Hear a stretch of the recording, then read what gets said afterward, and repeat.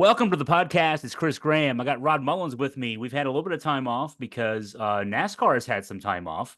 NBC has the NASCAR contract for the second half of the season, and because NBC here in 2024, an Olympic year, also has the TV rights to the Olympics. They got NASCAR to shut down for the 2 weeks so that there's no conflict there. So we're kind of starved for NASCAR news now. Getting back on track this weekend, Mhm. as the series returns to its schedule, it'll be in Richmond.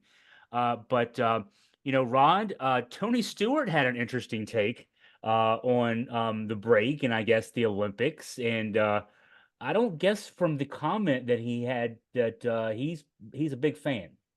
No, I think he's worried more about his NHRA team right now and stuff. I'm not going to say the word, but I don't give two craps about the Olympics, is essentially the way you put it.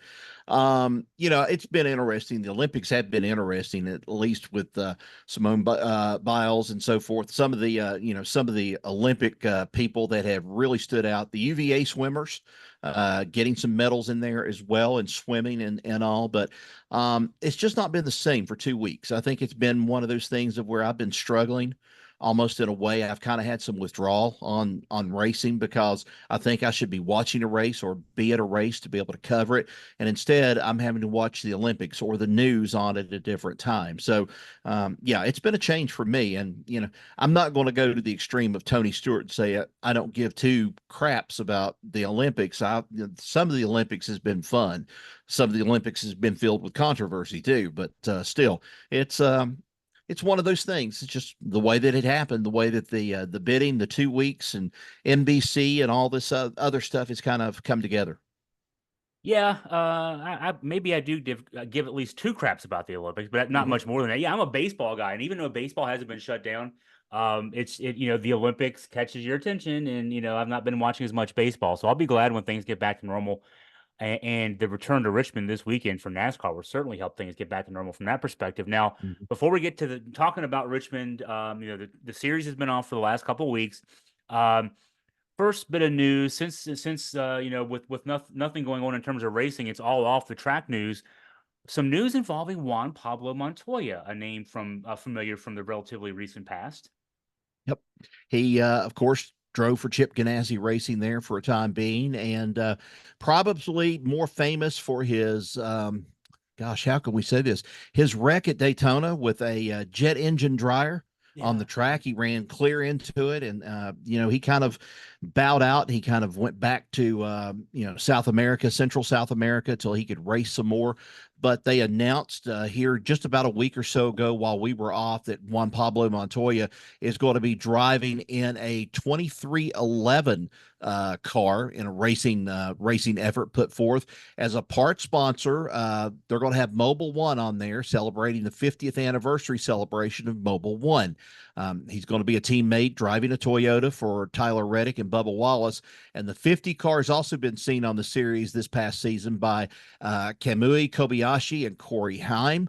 And, they Kobayashi finished 29th at the Circuit of the Americas race in March. Heim was 29th after crashing late in a race at Nashville Super Speedway. But for him, he hasn't raced since 2014. The Indianapolis Motor Speedway was his last race in 2014.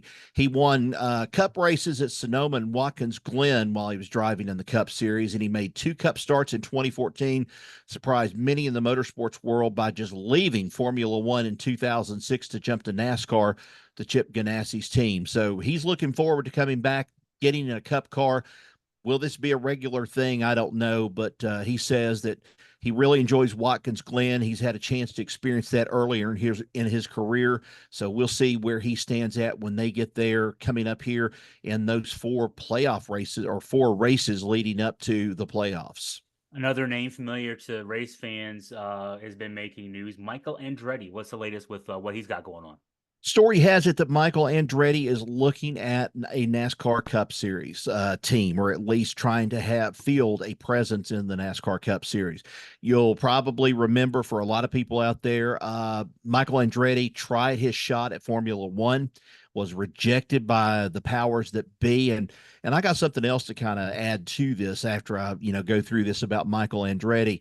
The powers that be shut him down, even though Andretti is a famous name worldwide. It was though Formula One just didn't want to have anything to do with the Andretti family or an Andretti sports car racing in Formula One. So now he's looking at other options. He's been toying with a truck. Off and on, he's had some series experience, maybe a race or two with a truck series entry, but now he's looking at possibly for 2025 coming in, or maybe a little bit later coming in and seeing what he can do with a race team in the Cup Series. Now, speaking of power, this is the one that kind of caught me off guard. I don't know if you'd seen this or not.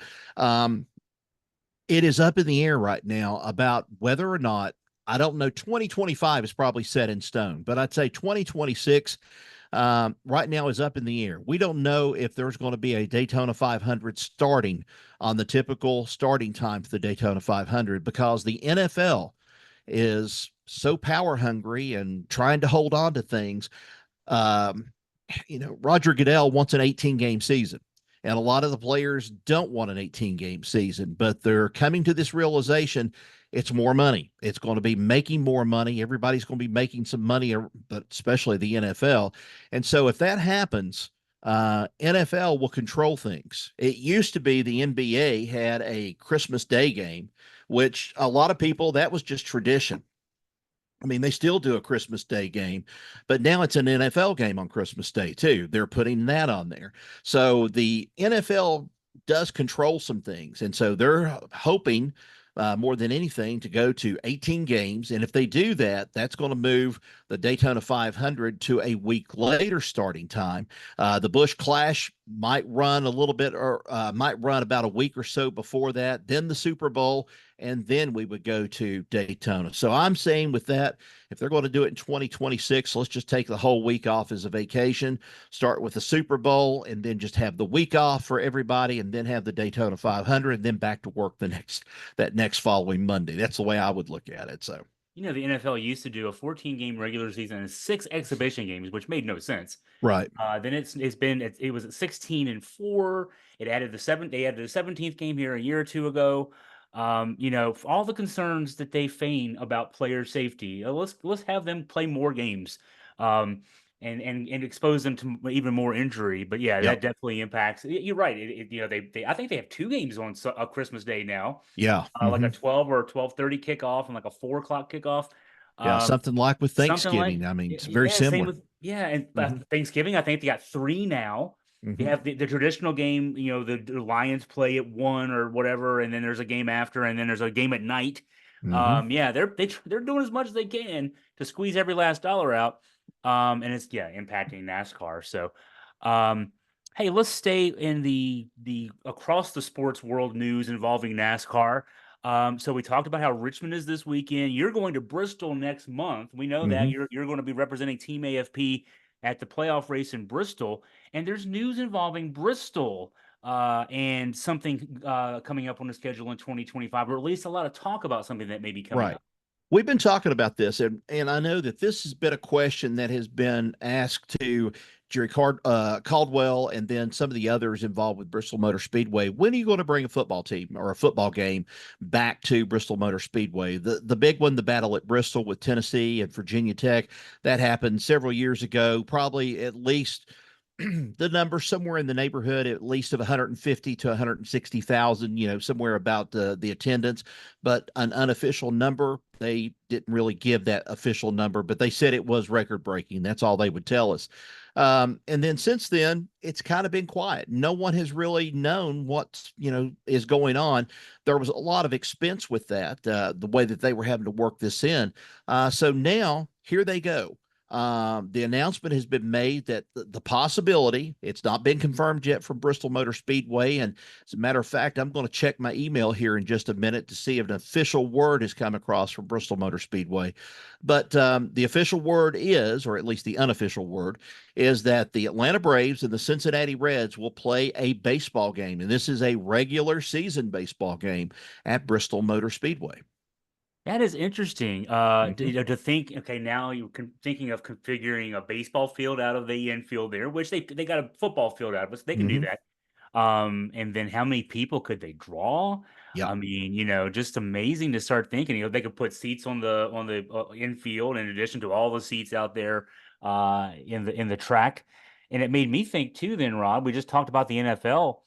The two teams I'm thinking, I think I have this right. The two NFL teams that would be closest would probably be the Carolina Panthers and Cincinnati Bengals. Does that Yeah, sound right to you? that's about right in I mean, there. Or you could also throw in the Atlanta Falcons if you wanted to. Atlanta would be close by also. Atlanta is if you're pushing it by flight, it's about 45 minutes.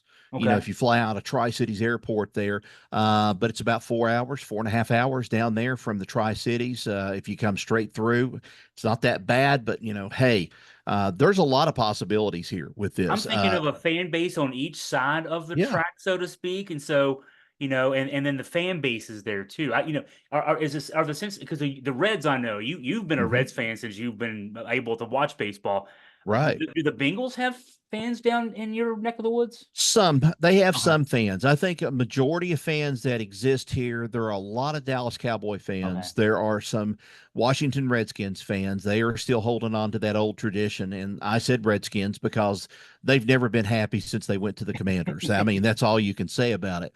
But you also have a lot of people that have supported the Carolina Panthers here in several years. Mhm. The growing fan base seems to be west in Nashville with the Tennessee Okay. Titans. And Okay. there's another one right there Yeah, for yeah. me. At a trip from leaving from my home to Nashville is about a 5 hour trip. So take an hour and a half off of that at the Tri Cities, and then you actually lose Oh, an hour or yeah. gain an hour. There's a possibility that Tennessee could go and host a Carolina there at Bristol Motor I Speedway. hadn't even, So yeah, I that's a possibility. hadn't thought about the Titans. Mhm. There's some. So now the wheels are turning. That's interesting. The whole idea is interesting. But Atlanta Braves, Cincinnati Reds, those teams have had fans throughout this region for so long because of the radio reach of the Reds, the Braves Mhm. being us, the Southern team, the only Southern team for a long, long time. Boy, that's fascinating to think about for as a possibility coming up in 2025. We'll look for more news on that as it comes out. Um, and so, oh yeah, so we talked about you're going to be in Bristol next month for the playoff race. Richmond is so we're coming back to the series. Richmond is the first of the last four regular season races before we get to that playoff field. Um, what are your thoughts here, Rod? I mean, it's weird to have this 2 week break for the teams. I mean, maybe it's good because they get, the team, the drivers, the teams, the crew chiefs all get to rest. But then also, I mean, for those teams that were humming, they might not like the fact that, they when things are going good in sports, you want to keep doing them. And so, what do you think the impact might be on these drivers and these teams when they have to get back out there after having a couple of weeks off? That's a great point. I mean, some of these teams have the momentum going into this, and then you have 2 weeks to interrupt everything, and then it kind of messes up your rhythm at that point. Or to some people, it might mess up their rhythm. For me, I think it would probably cause some disruptions, like it did for Christopher Bell's crew chief, Adam Stevens, who has been double knee injury, doesn't know when he's going to be back to the racetrack to be able to do a race or work up there from top of the pit crew box. But he's going to be at the control center where their operations are in Charlotte. He'll be in the war room, as they call it, and he'll be watching things of telemetry and making call. That's one of those things that happen. I know that everybody else kind of played it safe. At least I haven't heard anything. We didn't have a Chase Elliott skiing situation like what we had before Daytona or right after Daytona, but everything was kind of quiet. Kyle Busch and his wife, of course, flew to Italy. They had some time there, and some of the other teams have kind of been, just thinking about stuff. And Kevin Harvick, of course, he's retired now. He's getting his son ready. That's what he's doing with the little races that they have at Charlotte. But that's what these guys do. Some of them still race, like Kyle Larson. He was racing dirt track here this past week, came from behind and actually won a dirt track race. And everybody says he's not human. And I mean, the guy is just a great driver. I mean, he lives, breathes, um, gives two craps and talking about racing. I mean, that's what he does. That's what he loves. And so, you've got Kyle Larson coming into this race at Richmond, I think. In some ways, after that Indianapolis race, sitting in the driver's seat, so to speak. And there he is, and he has a chance at this in short tracks. He loves short tracks.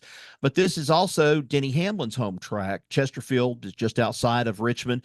Although, yes, we have to say this, the last time that they were there at the Richmond race, Denny got booed and tremendously by the home crowd. But his points position right now, he's fourth, and his best finish this season has been first at Bristol, Richmond, and Dover. So he has won at Richmond already this season. And, as we look at this race coming up, he's finished in either first or second in the last 7 Richmond races. They may not like him, some of them in Richmond, but he has 5 Richmond Cup wins. And so he knows how this track operates. Martin Truex Jr. is another good one. His best finish was second at Bristol the first time around. And then he has no wins so far on the season, but Richmond's been a good track for him. Although he finished fourth in the race at Richmond in the spring, he's got some top 5 finishes, including 3 wins. Should have won one race out of that because he ran out of gas, just like Ryan Blaney did. But he's has some good outcomes. He's had some good times at Richmond, and this will be his last Richmond race as he gets ready to go into retirement. Joey Logano, another good one there. He's looking at his points position is 15th right now. He's on that bubble about the playoffs. He's there in the points and so forth. Even though he qualified for the race or qualified for the clash and everything else that they're going to have for the championship, he still needs to have a good performance in this race. And that's the reason why I think that Penske needs to have a good showing out of Logano. They need to have a good showing out of Ryan Blaney this coming weekend. So that's big. Christopher Bell, we just talked about Adam Stevens. Christopher Bell likes Richmond.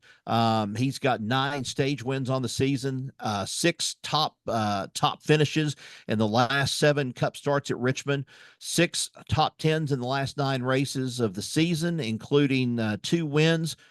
He's got some possibilities there, but there's still some people that have questions that they need to answer. And Tyler Reddick is one of them.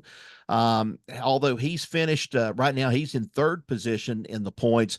His best finish has been a first and a win at Talladega, but he's not had as much short track success as he has had in the past. Kyle Larson, now just finding out how does he go and perform after they come off the Olympic break. He finished 3rd at Richmond in March. He's got 4 top 10s in the last few starts at Richmond, including a win. Chase Elliott is in the same position. He's qualified for the chase, but he needs to have another good performance. And I think probably the 2 drivers that need to have a great race in order to have a chance at this is Bubba Wallace. Bubba Wallace is 14th right now. His best finish was a 4th place at Martinsville. He has no wins, 4 top 5s, 8 top 10s. He's led 61 laps. His average finish has been 16.3. That's his position he's finished. But here's the bad thing about it. He has been in horrible shape this year at one point. Thought he was pretty much out of the race. He was going to be dropping in the standings of the chase. But now he's kind of rebounded back. And so he's sitting on this bubble. On the other side of that bubble is who other than Kyle Busch. Kyle Busch needs a win this coming weekend. And what better place to start than Richmond for him to get that win and to get this momentum going in the right direction with Richard Childress Racing. So a lot of ifs, a lot of questions, a lot of things going on about this race this weekend. And like we've said before, we don't know what the 2025 schedule is just yet. They're still working on it. The talk is Richmond may not be on the schedule for next year. There may be just one race at Richmond. We don't know just yet. So I'm sure the drivers are wanting to have an exciting Richmond race in order to say, we need to bring the series back here again. We need to give them a chance and give them a chance at trying to make the upgrades and do better things with this racetrack. Weather could be a factor, not on race day. Right. The race is Sunday at 6 o'clock. It's 85 degrees and just a slight chance of rain in Richmond on Sunday. But Thursday and Friday, which would be the day that the teams are getting in town, getting practice in, the remnants of Hurricane Debbie will finally be making their way, at least projected to finally make their way up the coast. It's kind of spinning around in South Carolina and Georgia right now as we're recording on Tuesday. But it looks like Thursday, inch and a half, 2 inches of rain in Richmond, and maybe 2 or 3 inches of rain on Friday in Richmond. So I imagine that washes out everything in terms of any preparations that'll be done by the teams. It'll be a really truncated Saturday and Sunday for them. And when you're coming off of a 2 week break, that could be an issue too. Yeah, we may end up having to go with this Cookout 400 race. They may have to post it just on point standings, maybe for the qualifying order, give or take, considering how the weather is. I know that there's going to be several teams that's going to be racing this coming weekend. There's Riley Herbst. He's going to be crossing over from the Xfinity Series to race in this one. Ty Dillon's going to be also racing in the number 16 car. That's usually the AJ Allmendinger ride that he has. And then they've got a couple of others that's going to be in this. 37 teams altogether for 40 spots. So there won't, nobody will go home empty handed. There won't be anybody eliminated because of qualifying. Everybody will have a shot at this. Even these guys coming in at the tail end, they'll have a chance. But if it rains it out, the points is going to specify where everybody's going to go. And, I don't know right now if that's a good thing for some of these teams to be coming back out of that 2 week break with the Olympics. But, adversity, when you get your back against the wall, it's one of those things. Do you stand there against the wall and just think you've got to hold it up, or do you come out swinging? And a lot of these teams have to come out swinging this weekend. Should be interesting to look at. Well, follow us on Facebook for live updates during the race. And then, of course, Rod and I will get back together next week. We'll break down Richmond, get you ready for the last three races on the schedule before the playoff cutoff. Rod, as always, thank you for your time and your insight. Appreciate it, Chris. Thanks.